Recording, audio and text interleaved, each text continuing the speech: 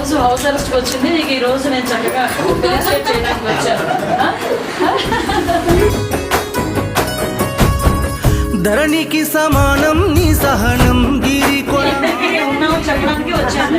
గల దారాల జలపాతం ఏనాటికి వాడని పూలవనం ఆకాశం తాకిన నీ ఘనత. ఎమోషనల్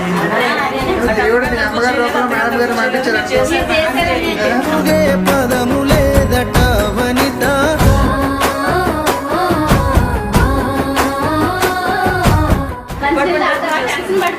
ఎందుకు టెన్షన్?